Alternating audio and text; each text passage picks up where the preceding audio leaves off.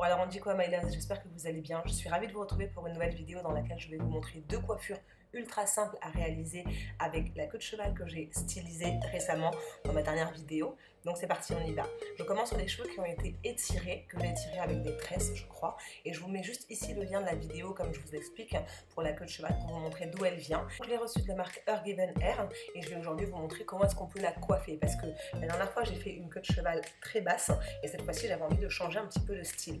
Donc je commence par humidifier le devant de mes cheveux ainsi que l'arrière et je vais me servir à nouveau du gel de chez Eco Styler, tout simplement parce que je n'ai plus mon gel aux graines de lin, mais si j'en avais encore c'est celui-là dont je me serais servi.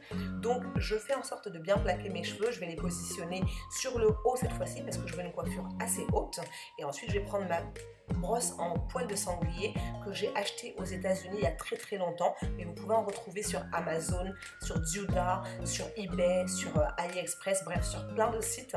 Donc je positionne mes cheveux vers le haut comme vous pouvez voir, j'essaie de bien les lisser et ensuite je vais faire juste un pompon tout simplement.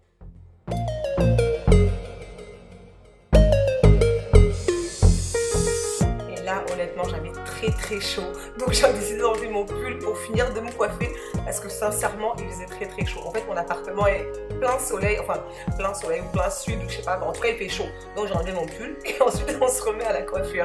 Donc, j'ai rajouté un petit peu de gel sur le devant que j'avais abîmé en enlevant mon pull et j'ai essayé de bien lisser pour que ce soit vraiment plaqué quoi, tu vois, en mode joli go.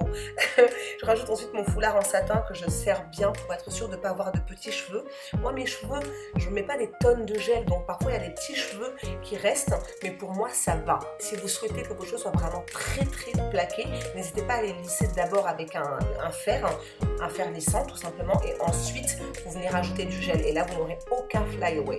Donc ensuite ce que j'ai fait, c'est que j'ai fait des petites vanilles de mon pompon pour être sûre de pouvoir les faire rentrer en fait l'ensemble dans la queue de cheval.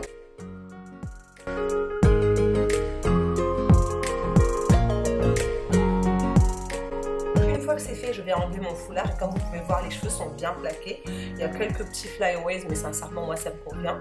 Donc je vais venir ensuite prendre la queue de cheval comme je vous disais. Il y a deux peignes à l'avant et à l'arrière et un fil sur lequel il faut tirer, un drawstring sur lequel il faut tirer.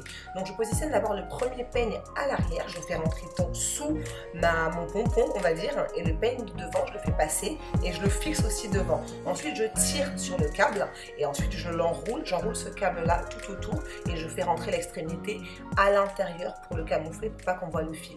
Donc comme vous pouvez le voir là, j'ai un espèce de chignon en fait matiéré sur le dessus. Moi j'aime trop, clairement je suis fan. Donc je vais rajouter un élastique pour maintenir et pour faire comme une espèce de fausse frange. Vu qu'il y a beaucoup de matière, j'ai décidé de fixer l'ensemble avec des bobby pins, avec des petites épingles. Ce n'est pas obligatoire, si vous le voulez, vous pouvez le laisser comme ça.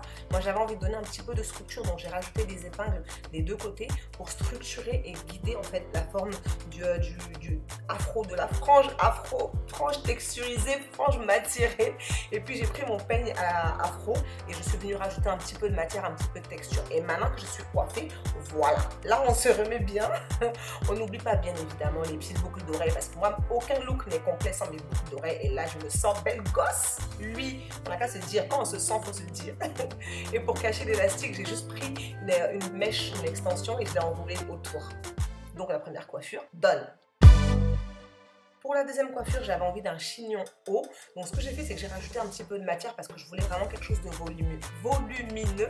Et ensuite, je viens entourer l'ensemble de la matière des cheveux tout autour et je rajoute un élastique pour fixer. Une fois que j'ai rajouté l'élastique, à ce moment-là, je vais venir positionner les petits cheveux qui dépassent et faire en sorte que le chignon, en fait, corresponde à ce que moi, je veux voir.